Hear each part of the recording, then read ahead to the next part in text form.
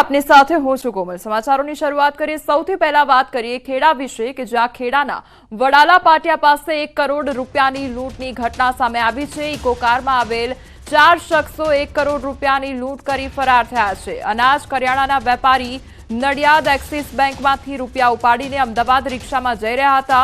તે દરમિયાન આખી ઘટના બની હતી। તો વડાલા પાટિયા પાસેની આ ઘટના સામે આવી છે કે જ્યાં વેપારી નડિયાદથી અમદાવાદ જઈ રહ્યા હતા, બેંકમાંથી પૈસા ઉપાડીને જઈ રહ્યા હતા। તે દરમિયાન આખી ઘટના બની હતી। વેપારી નડિયાદથી અમદાવાદ જઈ રહ્યા હતા અને ત્યાં આગળ લૂંટની ઘટના બની હતી। તો લૂંટની ઘટનાથી ખળભળાટ મચ્યો છે। ઇકો કારમાં આવેલ શખ્સો દ્વારા લૂંટ આચરવામાં આવી અને લૂંટ કરી તે લોકો ફરાર થઈ ગયા છે।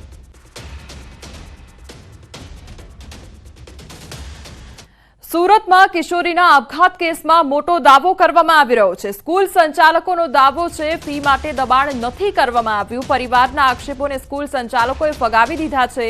કિશોરીની સહકર્મી વિદ્યાર્થીનીનો ખુલાસો કરવામાં આવ્યો છે। કિશોરીને પરિવાર તરફથી ટોર્ચરિંગ થતું હતું, શાળા તરફથી કોઈ દબાણ કરાતું નહોતું। કિશોરી એક યુવક જોડે ફોન પર વાતચીત કરતી હતી। કેટલાક દિવસથી કિશોરી સ્કૂલ નહોતી આવતી, તો કિશોરીને તેના ઘરવાળા સ્કૂલ નહોતા મોકલતા। शिक्षक नो दावो છે ફી માટે ક્યારેય ઠપકો આપવામાં નથી આવ્યો।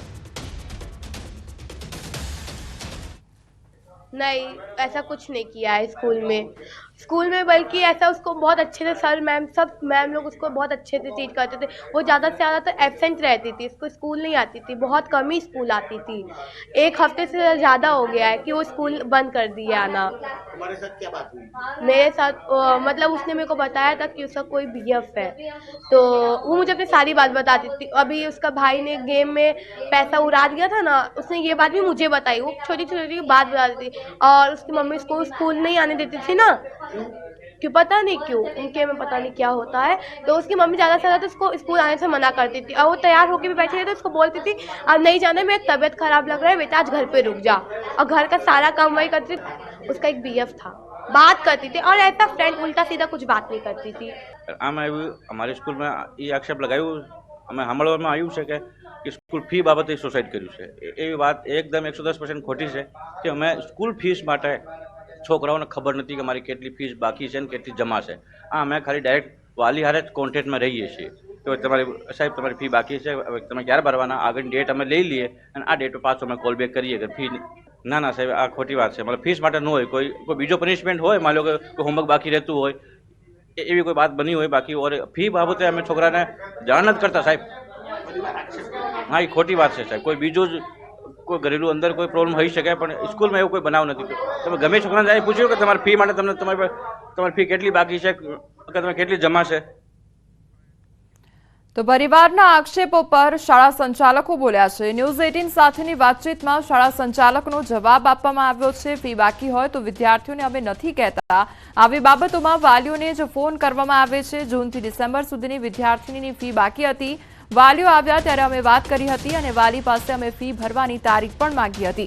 15 થી 20મી સુધી ફી ભરવાની વાત કરી હતી। વિદ્યાર્થીનું બિહેવિયર પણ નોર્મલ રહ્યું હતું। તાજેતરમાં સુરતના સચિન વિસ્તારમાં ધોરણ 8ની વિદ્યાર્થીનીએ ફાંસો ખાઈ આપઘાત કર્યો હતો। આ મામલે પરિવારનો આરોપ છે કે સ્કૂલ તરફથી વારંવાર દબાણ કરવામાં આવતું હતું અને કિશોરીને સ્કૂલમાં બહાર કે ટોયલેટ સામે ઊભી રાખવામાં આવતી હતી, જેનું ખોટું લાગી આવતા તેણે આપઘાત કર્યો હતો। જો કે ગોડાદરાની આદર્શ પબ્લિક સ્કૂલના સંચાલકોએ આ આક્ષેપોને ફગાવ્યા છે।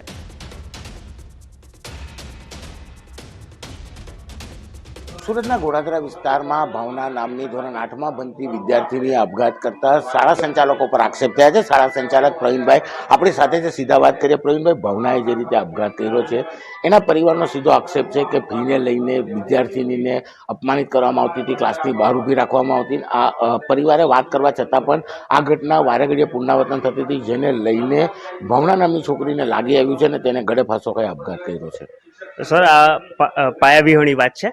એવું અમે સ્કૂલમાં કોઈ દિવસ ફી બાકી હોય તો અમે પેરેન્ટ્સ સ્ટુડન્ટને બતાવતા નથી। અમે ડાયરેક્ટ પેરેન્ટ્સને કોલ કરીએ છીએ। જ્યારે એની ફી પૂરા જૂનથી લઈને ડિસેમ્બર સુધીની બાકી ફી હતી ત્યારે એને ક્લાસમાં ટીચરે કીધું હતું કે સર આની ફી બાકી છે, તો એ નીચે ઓફિસમાં મારી પાસે લઈને આવ્યા। તો પછી મેં એને પેરેન્ટ્સને વાત કરી કે ભાઈ તમારી છોકરીની ફી બાકી છે તો તમે ફી ક્યાં સુધીમાં કરાવશો। પેરેન્ટ્સનું કહેવું છે કે ફી બાબતમાં તેમને રજૂઆત કરી હતી કે અમે થોડા સમયમાં ભરી દઈશું, પગાર નથી થયો। હા, પેરેન્ટ્સને રજૂઆત કરી હતી કે તમે ફી ક્યારે ભરશો. પેરેન્ટ્સ પાસે અમે તારીખ માગી હતી, તો પેરેન્ટ્સે કીધું તું પ્રેમથી વાત કરી કે સર હમણાં મારે પ્રોબ્લેમ છે, હું બહાર છું, ત્યાર પછી હું 15 થી 20 તારીખની અંદર હું ફી ભરી દઈશ એમ વાત થઈ. મેં હા તો કોઈ વાંધો નહીં, કોઈ પ્રોબ્લેમ નહીં. ત્યાર પછી પણ છોકરી નોર્મલી રીતે ત્યાર 7-8 તારીખની વાત છે, ત્યાર પછી 10 તારીખ 11 તારીખ સુધી સ્ટુડન્ટ રેગ્યુલર સ્કૂલમાં હાજર છે, પ્રેઝન્ટ છે, નોર્મલી બિહેવિયર કરે છે અને ટીચર સાથે ક્લાસ એટેન્ડ પણ કરે છે. ત્યાં સુધી એવું કોઈ લાગતું નહોતું. રાજુભાઈનું કેવું છે કે ભવના ઘરે જઈને આ બાબતે સતત ફરિયાદ કરતી હતી, રડતી હતી અને આ પગલું ભર્યું છે એટલે સીધા આક્ષેપો હવે તમારા પર થઈ રહ્યા છે. નહીં, એ તદ્દન ખોટી વાત છે. ત્યાર પછી નોર્મલી એ રાજુભાઈ છે, રાજુભાઈને 2 છોકરા છે અને એ આદર્શ પબ્લિક સ્કૂલમાં અભ્યાસ કરે છે. એમાં રાજુભાઈને એક નાની છોકરી છે એ બપોર પાળીમાં અભ્યાસ કરે છે અને મોટી છોકરી છે એ સવાર પાળીમાં અભ્યાસ કરે છે. ત્યારે નાની છોકરી જે છે ને કન્ટિન્યુ એ મોટી છોકરી એને છોડવા માટે સ્કૂલમાં આવે છે અને સ્કૂલમાં છોડીને જાય છે અને 4 વાગે છોકરીની છુટ્ટી થાય ત્યારે પણ એ છોકરી, મોટી છોકરી જે છે ભાવના, એ સ્કૂલમાંથી છોકરીને લઈ જાય છે. ત્યારે એકદમ નોર્મલ છે. ત્યાર પછી એ વાતને 10 દિવસ, લગભગ આજે 11મો દિવસ થયો. વિદ્યાર્થીનીના અપઘાતને લઈને હવે રહસ્ય ઘેરાઈ રહ્યું છે. પરિવાર શાળા સંચાલકો પર આક્ષેપ કરી રહ્યું છે, ત્યારે શાળા સંચાલકોએ ફીને લઈને પરિવાર સાથે વાત કરી હતી, પણ કોઈ પણ જાતની શિક્ષા અથવા પનિશમેન્ટ વિદ્યાર્થીનીને કરવામાં નથી આવ્યું તેવી વાત કરવામાં આવે છે. ત્યારે આ મામલે પોલીસ ફરિયાદ દાખલ થયા બાદ જોવાનું રહ્યું કે તપાસમાં સામે શું આવે છે. પણ હાલ તો એક પરિવારે પોતાની 15 વર્ષની એટલે કે ધોરણ 8માં ભણતી 15 વર્ષની બાળકીને જીવ ગુમાવવાનો વારો આવ્યો છે. પરિવાર સહિત સગા સંબંધીઓ શોકમાં છે. ત્યારે આ મામલે હવે કયા પ્રકારની કાર્યવાહી થાય છે તે જોવું રહ્યું. કીર્તેશ પટેલ, ન્યૂઝ 18 ગુજરાતી, સુરત. સુરતમાં વિદ્યાર્થીનીના આપઘાત કેસમાં તપાસ તેજ થઈ છે. જિલ્લા શિક્ષણ અધિકારી કચેરીની ટીમ શાળાએ પહોંચી છે. મહિલા અધિકારીએ વિદ્યાર્થીનીઓની પૂછપરછ કરી છે. મહિલા અધિકારીએ ક્લાસના અન્ય વિદ્યાર્થીઓના નિવેદન લીધા છે. સાથે અભ્યાસ કરતા વિદ્યાર્થીઓના લેખિતમાં નિવેદન લેવામાં આવ્યા છે. સીસીટીવી ફૂટેજ જાહેર કરવામાં શાળા સંચાલકોના હવાતિયા સામે આવ્યા છે. 2 કલાકથી શાળા સંચાલકો ગોળ જવાબ આપી રહ્યા છે. ગોડાદરા પોલીસે પણ શાળાએ પહોંચી તપાસ શરૂ કરી છે. શાળાના વિદ્યાર્થીઓ પરિવારજનોના નિવેદન નોંધવામાં આવશે. હાલ તો પ્રથમ જે છે વિદ્યાર્થીઓના સ્ટેટમેન્ટ લેવાની પ્રોસેસ ચાલી રહી છે.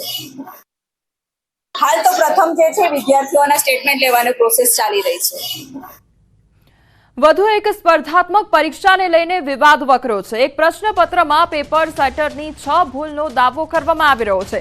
સામાન્ય પ્રશ્નોમાં પણ જીપીએસસીએ ભાંગરો વાટ્યાનો દાવો કરવામાં આવી રહ્યો છે. જીપીએસસી દ્વારા લેવાઈ હતી આસિસ્ટન્ટ મેનેજરની પરીક્ષા. હવે ઉમેદવારો વાંધા ઉઠાવે તો પણ 100 રૂપિયા ઉઘરાવવામાં આવશે. પ્રત્યેક વાંધા દીઠ 100 રૂપિયા ભરવાના વિદ્યાર્થી નેતા યુવરાજસિંહ જાડેજાએ ઉઠાવ્યા સવાલ.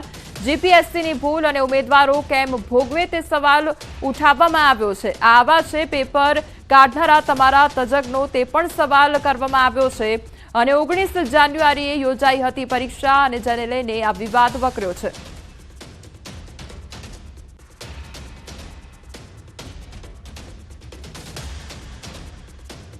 ગુજરાતની સ્પર્ધાત્મક પરીક્ષાના યુવાનોનું જે શોષણ થઈ રહ્યું છે એ શોષણમાં એક નવો ટ્રેન્ડ આવ્યો છે કે ક્યાંય પણ કોઈ પણ જગ્યાએ સરકારની કે પેપર સેટરની ભૂલ હોય તો એમાં જે વિદ્યાર્થી, જે ઉમેદવાર છે એ સરકારને અરીસો દેખાડે તો એને 100 રૂપિયા આપવાના. હાજી, આજ હમણાં ગુજરાત પબ્લિક સર્વિસ કમિશન એટલે કે જીપીએસસીએ આ નિયમ બહાર પાડ્યો છે કે તમારે કોઈ પણ પ્રશ્નમાં ભૂલ હોય, જો તમે વાંધા અરજી આપો છો તો વાંધા અરજીમાં તમારે 100 રૂપિયા આપવાના છે. દર પ્રશ્ને 100 રૂપિયા આપવાના. એટલે કંઈક ઉઘરાણો કરવાનો કંઈક નવી સિસ્ટમ લાવ્યા હોય ને એવું લાગી રહ્યું છે.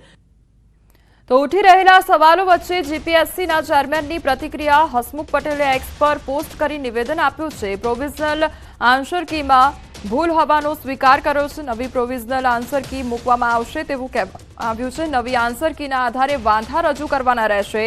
વાંધા રજૂ કરવા માટે ફી લેવાનો નિર્ણય વિચારીને લેવાયો છે તેવું પણ કહ્યું છે. આ નિર્ણયમાં કોઈ ફેરફાર થશે નહીં. હસમુખ પટેલનું આ નિવેદન. ટીકામાં જેટલો સમય ખર્ચવો હોય તેટલો ખર્ચી શકો છો. પરીક્ષા વ્યવસ્થા સુધારવા જરૂરી પગલાં લેવાતા રહેશે તેવું પણ કહ્યું છે. અમદાવાદના પાલડીમાં પેટ્રોલ પંપ પર મારામારી